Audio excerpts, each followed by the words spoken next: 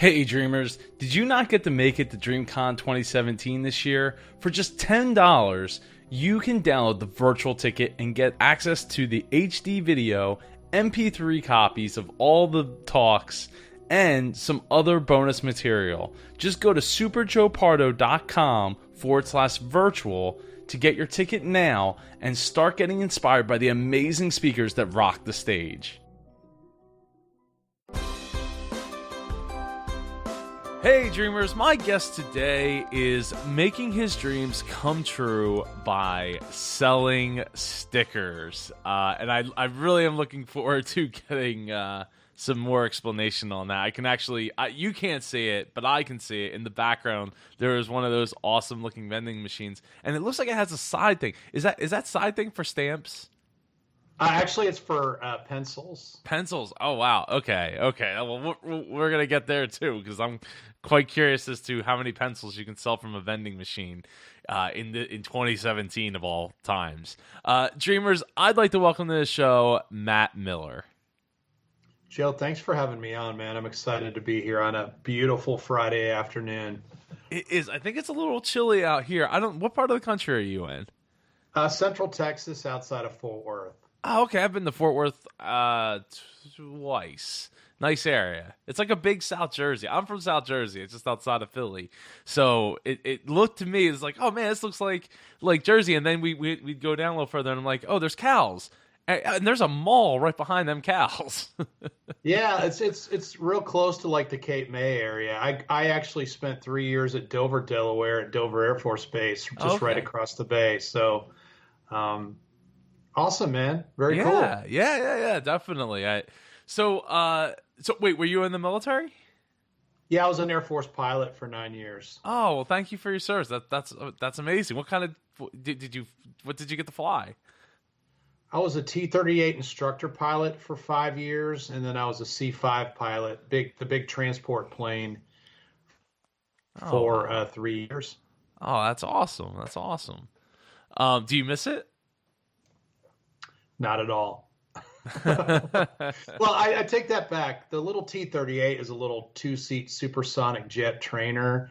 It's like a fighter jet. And so every once in a while, I'll see those flying around somewhere, and I'll be like, man, just give me an hour and 20 minutes in that thing, man, just to go up and, put my hair on fire or whatever.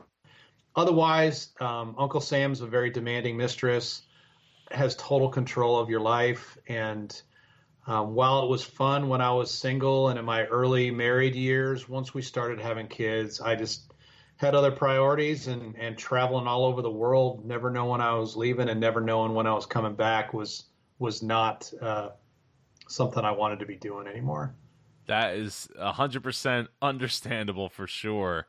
Matt, why don't we get started by giving some background about yourself? I grew up in the Chicago area. I went to the Air Force Academy for college. After that, was blessed to have an opportunity, like I just mentioned, to fly for 9 years in the Air Force. Along the way, though, I realized that I didn't like being told what to do. And the military is not a very good place to be if that's your personality. So once my commitment was up, I got out. I spent some time in the corporate world, initially working in the hospital medical device industry for about a year and a half in the Houston area. And then I transitioned to the direct mail advertising world, where I worked for about a decade. About midway through that time, I started vending because I was looking for something to do on the side that would generate passive income like Robert Kiyosaki talks about, and not conflict with my full-time job, because that's what was paying the bills at the time.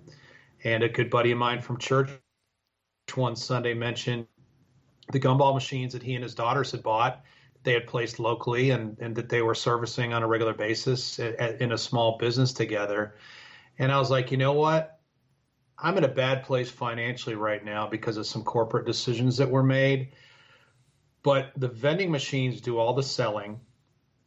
I don't have to be there. And even though gumballs are only a quarter, the markup is 1,000% on a gumball. So because of that, I can start to work my way out of this hole that I'm in financially. So I bought a used candy and gumball machine on eBay for about $36 from a guy across Houston where we were living at the time. And I began to teach myself vending and added about 125 locations around the Houston area in the next year and a half. Had ventured by then into toys and stickers and temporary tattoos as well. And then '07 and '08 hit, the market crashed, less people were frequenting the locations where I had equipment, and I was frustrated because we weren't making nearly as much money as we were. And right around that time, I had 4 young kids come knocking on my door selling me stuff for the local school fundraiser. I didn't know the kids, their parents weren't with them. I thought that was odd that they'd be going door to door talking to strangers to support their school. And the idea of school spirit vending with custom stickers for the schools and then placing sticker machines in the school was born. That was a decade ago. Today we're in over 2,500 schools in 40 states. Our franchise team is just shy of 100 families strong. And we are absolutely growing like a weed, man. Oh, that's amazing. Well, congratulations on that. Yeah, okay, so the sticker thing makes a lot more sense than like the little like stickers you would like get and put on your hand or anything like that. Yeah, we don't normally do temporary tattoos just because there's a lot of parents that are against that. So we primarily stick straight with stickers, man, for notebooks and that kind of thing. Oh, that's awesome. That's awesome. So what was some of the first steps? Because like an outsider's perspective of vending is that, and this is just like from the hearsay that I've heard, is that it's a pretty competitive, rough and tough market to be in. Yeah, it is for sure. But you know, I could go into your area wherever you are, no matter how many vending machines there are out there in Jersey. Trust me, there's opportunity there. You just got to know where to look. And I made a living at going into locations where equipment was already in place and finding a product that other vending operator wasn't carrying and then offering it to the location to supplement what they had.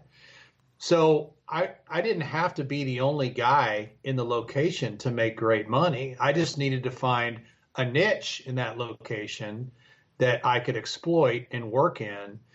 And so even though there was equipment everywhere, and most people would say where I was in Houston, oh, man, there's machines everywhere. There's no way to make money here. I proved that was not the case at all. Oh, I love that. I love that. Yeah, yeah, it's tough. Though I could see being in that situation of trying to figure that out, because that like, I mean, that's just an outsider's perspective of like, man, it's a really tough market because there's so many. I mean, what was it? I think I was watching a documentary, Super Size Me, and it talked about how many vending machines there are, and that was in 2004. Was like, was it like one or like 3 for every human being on the planet or something like that at the time?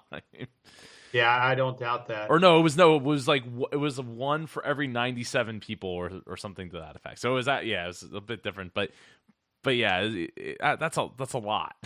I'm sure it's a lot more than that now. Yeah, I don't know the exact numbers, but all I know is I've got hundreds out there, and I'm just one guy. So no, you're one guy with 100 families standing behind you in the franchise. Well, that's true, but I'm just talking about my locations that I own. I'm not talking about our franchise team and all they've got. Oh, okay. So let's talk a little bit about the gumballs and when you got started with that. What $37. So what did this gumball machine look like? This must have been like one of those like little globe ones, I'm thinking.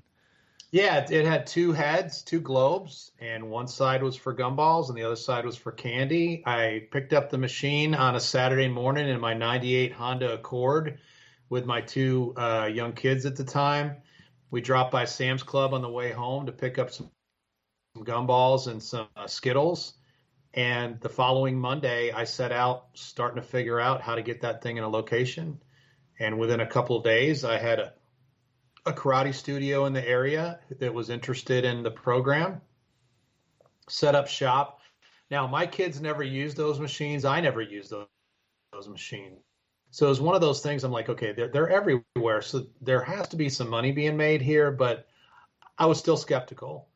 And so I'll never forget 2 weeks into having that machine on location. Normally there's a 4 to 6 to 8 week service cycle. Well, at 2 weeks, I was like, man, I got to find out what the deal is. Is anybody even using this thing? So on a busy Thursday night, I walked into the location with kids' karate classes going on, put the key in the machine, opened it up, and quarters spilled out everywhere. And I was like, holy smokes, this stuff actually works. So then I took that money and I reinvested it in another machine. And literally because I didn't have but $100 that I could invest at the time to my name, I slowly but surely with cash flow put this business together, machine by machine by machine, and built it from basically nothing. Wow. Yeah, no, I mean I'm glad you didn't go out and get a loan because that's not. I couldn't have at the time, Joe. So I didn't have any choice. Our credit rating was so lousy. In fact, right around that time, I got turned down for a payday loan. You don't even have to have a credit rating to have a payday loan, but you got to have a bank statement that doesn't show any overdrafts. And the month before, I had 3 overdrafts of $35 a piece. So the guy said, sorry, I can't help you. I mean, here I am, quote unquote, America's finest Air Force pilot, Air Force Academy grad, getting turned down for a couple $100. That was the hole we were in. Wow. So let's fast forward a little bit to when you decided to make it into a franchise. How did that go? Well, let's see. 07, we placed our very first sticker machine in a school out of Houston. Did some testing, and it went gangbusters. So at that point in time, I was like, man, we're onto something. Well, I had a couple of buddies who were around as I was talking about this, and they decided to get involved as well. And then slowly but surely, as we gained traction, I had friends and family, et cetera, that were like, hey, we want to do what you do. So initially we set up a distributorship and a licensing model where we kind of taught people the ropes. We provided them product and then got a royalty as well on what they sold. But about 2 years ago, my coach, a guy by the name of Aaron Walker that I had hired about 6 months prior, challenged me one day. And he said, you know what? Do you have any idea how much opportunity there's out there that you're not taking advantage of right now? He said, if it were me, I would be, full speed ahead on this thing because there's a lot of schools that have no idea who you guys are. We were primarily in the South around Texas at the time. And so we were trying to figure out how to grow in other parts of the country. Well, what I found out in consulting with my attorney is there's a bunch of states, 13 of them to be exact, that have very, very strict business laws when it comes to business opportunities.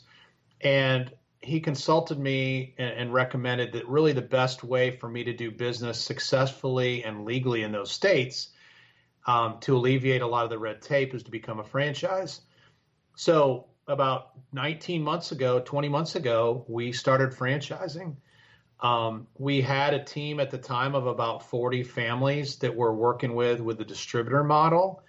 And since that point, we've added 62, I think, new franchises in a little bit over a year. So we have things have just gone nuts. What we found is there's a lot of people out there who love what they do and are very successful at it, but they want to diversify. They need to do it on a limited time commitment. In many cases, they want to have their kids involved and develop a family business. And our business is very family oriented. We encourage families to be involved so we can teach multi-generational entrepreneurship and just not mom and dad. So all those things coming together, along with the passive nature of what we do, has had tons and tons of people reaching out from literally all over the country. I should say actually literally all over the planet. We're doing business in the U.S. right now, but We've had folks reach out from Australia and New Zealand and the UK, Panama, Canada. I had a guy reach out from Dubai the other day. I mean, it's crazy. Wow, that is phenomenal. That is phenomenal. So how much do these stickers cost the kids? 50 cents. 50 cents. Okay, wow, that's not bad at all. And then the pencils? 50 cents is 50 cents as well. Awesome. Um, so Matt, how did your family take it when you were like, "Hey, I'm gonna get into the gumball business"? Come on, Joe. Isn't that the natural progression? Air Force pilot, advertising executive, gumball machine operator. I mean, isn't that what everybody would aspire to do? Yeah, probably right. I would think that anybody that's maybe really into like vending and arcade stuff, definitely. Yeah, I'm sure I still have friends and family who are still scratching their head. But you know what? I didn't do this for them. I did it for me and my family. I learned long ago not to really care what other people thought, and so we did what we had to do. I mean, the reality was we were in a bad spot. I had to provide for my family, and this is the path that I chose because it allowed me not just to start a business on the side, but start a business on the side that over time would allow me to, achieve my dreams, right? To have control over time and money and to be able to do the things that I really wanted to do. And most professionals don't look at vending or a quarter or 50 cents as real money. But to put it in perspective, we've raised over $4 million for education in the last decade, 50 cents at a time. So kids love stickers, and it's allowed us to do a lot of really cool things as a family, and for us to provide for a lot of other families, and of course the schools that we work with as well. Oh, that is phenomenal. I mean that's really the goal, is to be able to have social responsibility in what you do. That's one of the reasons why I'm so happy that you didn't come in and be like, yeah, I'm the guy that installs the soda machines in the school. Yeah. So it's really, really happy to hear that. So Matt, you told me before that you're into the gardening, which I'm really curious as to how did you get into gardening as a hobby? In a lot of ways, Joe, this is going to sound a little odd, but we were down in Houston for about 10 years, maybe 11 years, I guess. And during that time, hurricanes were a threat on a regular basis during the summer. There was multiple times when, power was out for weeks at a time. And, all you had to do is go into the local grocery store one time and see the shelves completely bare to realize that it might be good to start to figure out how to produce food and some of those things for yourself. And so when we were living in a rent house in the Houston area, I started out with just some little window garden pots that I lined up around the backyard in the house we were renting. And I began to figure out how to plant stuff. And eventually that grew and grew, and I learned what to plant, how to plant it, when to plant it, where to plant it. And then when we moved out into the country in Central Texas outside of Fort Worth 6 years ago, I had the opportunity for the first time on 6 acres to have as big a garden as I wanted. And so we put in, I think, 36 raised beds in our backyard, totaling about 3,000 square foot of garden.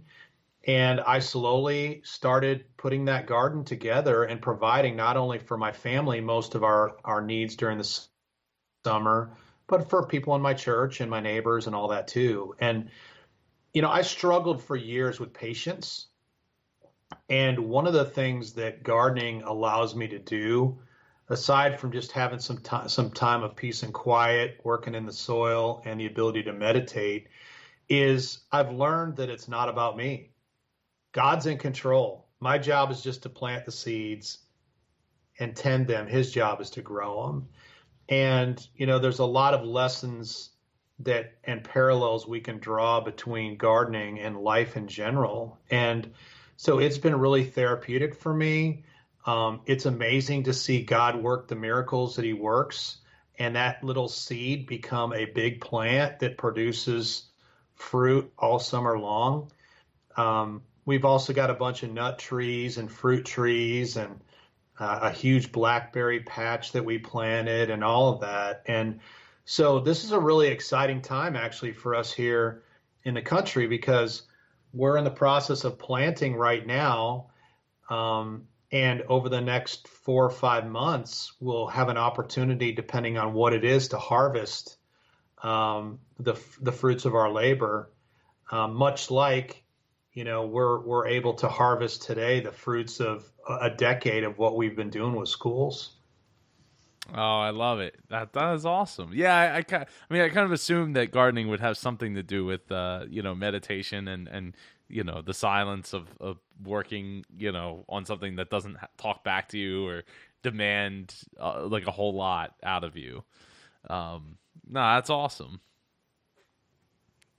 We have a good time, and thankfully I've got some help this summer. So it's going to be a lot less drag on my time to do it. In fact, when we're done today, I actually have to get down the hill, and I've got a bunch of tomatoes and peppers and zucchini and muskmelon to plant, because I picked up plants a couple of weeks ago, and they're sitting here in my office right now. So I'm excited about that. Because it's warm enough now for most of those that we don't have to worry about a frost or anything like that would kill them off at this point. Oh yeah, no, that's so awesome that you're gonna have help this year. So Matt, what's been the biggest roadblock for you in this decade plus long journey? Yeah, Joe, I would say bar none has been the money side of things. I came from a family where my parents were both teachers, and they did the best they could to provide for us. They let us know that if we were going to go to college, we were going to have to figure out our own way, just because they couldn't afford it. And so I kind of came from humble beginnings in that regard, and I was never really learned or taught about money. So early on, a lot of it was just me being a complete idiot, with credit card debt and buying brand new cars out of college and that type of thing. And all that snowballed over time. And then when a bad decision was made corporately in my job, we went from, doing all right and getting by to all of a sudden we couldn't handle the obligations we had. And so I had to get really creative. And, we did whatever it took to make it happen. I collected aluminum cans for a while. I sold used books on Amazon. I did whatever I had to do. In fact, when we were getting SSV off the ground, I even delivered pizzas at Pizza Hut for about 18 months on top of my full-time job, on top of my traditional bulk route, and on top of my school Spirit Vending business. Because I needed the seed capital, especially during the summer, to keep this thing growing, because there were so many schools that wanted our help. Well, I don't have to do that stuff anymore, but I had to. And, we were in a really big world of hurt there for a number of years. Man, I think a lot of people kind of take for granted that these types of things happen not just overnight, but like, it must have been so easy, or must be nice. And that, oh man, that's like one of my least favorite comments that people can say. Folks that are just meeting me now, or people that haven't known me real long, they think it's just overnight success. Well, it's 13 years to overnight success. And success is a marathon. It's not a sprint. Too many of us today, though, want it to happen immediately. And if it doesn't, we roll over and quit. Well, you know what?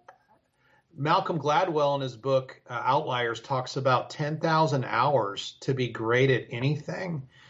So if you think, or if I think that we're going to shortcut that by a whole lot, we're kidding ourselves. There's no such thing as get rich quick. There's get rich slow, maybe, if you stay steady and consistent and come up with a great idea. And I don't regret any of the process because there was stuff I had to learn all along the way, as I'm still learning today. But it definitely makes me a lot more appreciative today because of what we've been through.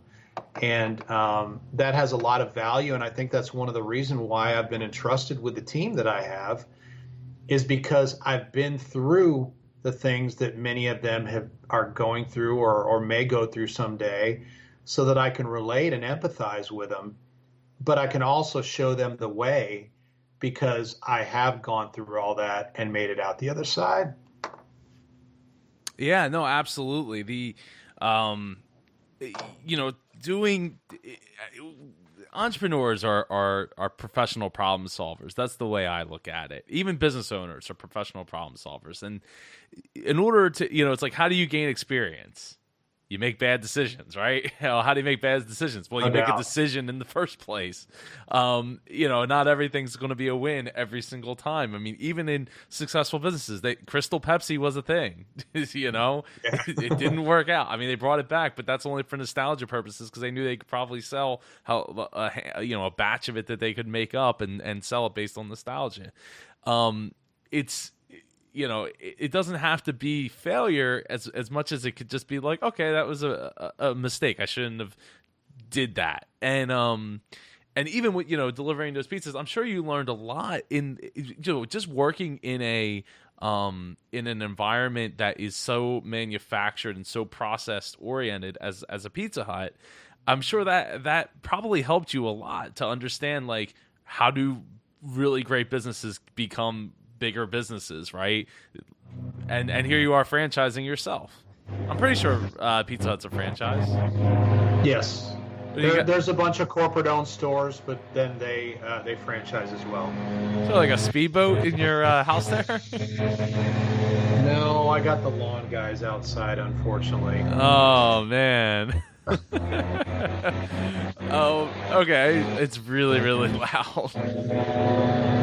The guy's just going by with a blower real quick. He'll be by the window here in just a second. All right, hold on a second.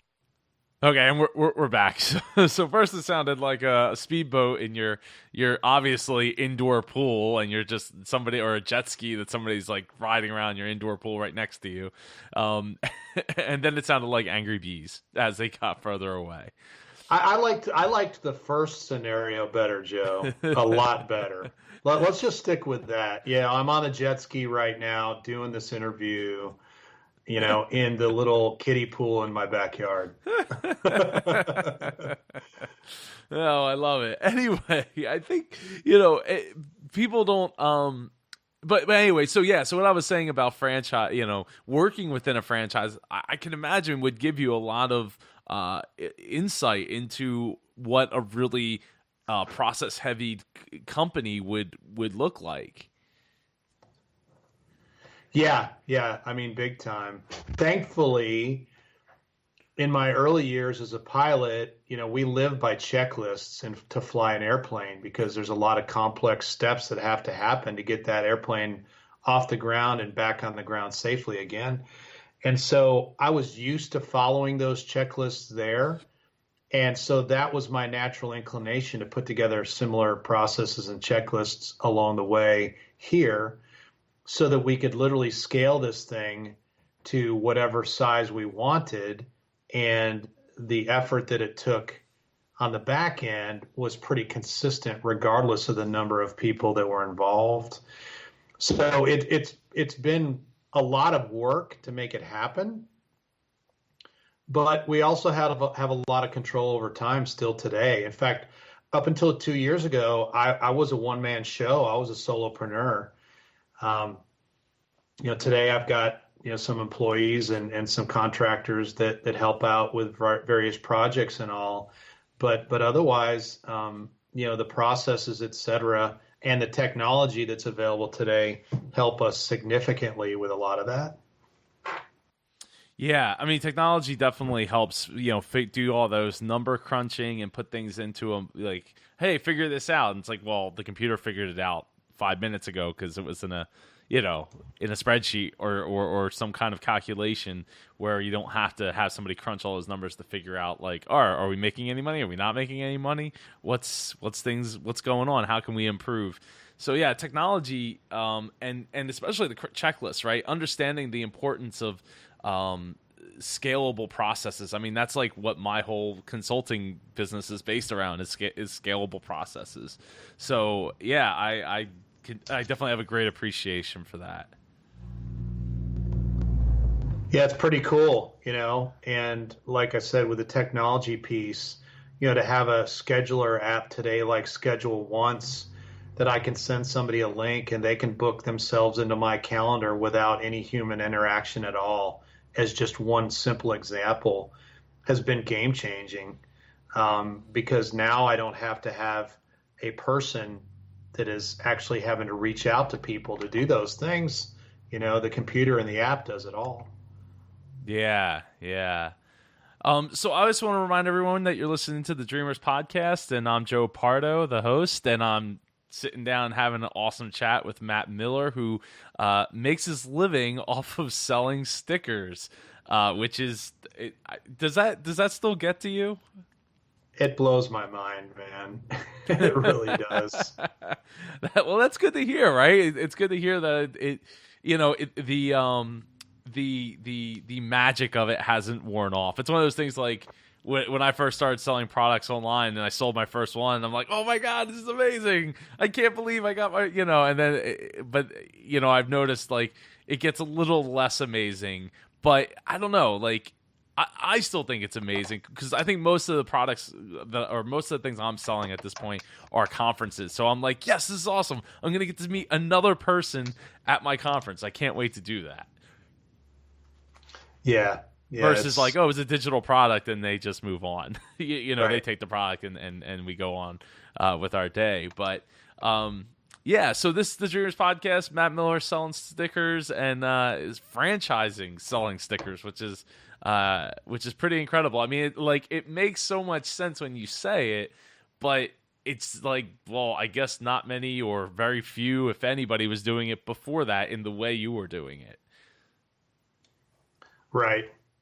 It's wild. I don't know how this crazy former Air Force pilot figured some stuff out that others before me didn't, but we've been blessed for sure. Well, lots of time. Obvious time is one of those things that the more time you spend on something, the more you're gonna figure. It's like how did the Egyptians figure out how to build the pyramids? Well, they weren't sitting around playing Xbox and eating Cheetos all day. Yeah. Somebody was there figuring this stuff out, and probably multiple people were sitting there figuring it out. So there's always an answer. You just got to be willing to spend the time or the money to get it done.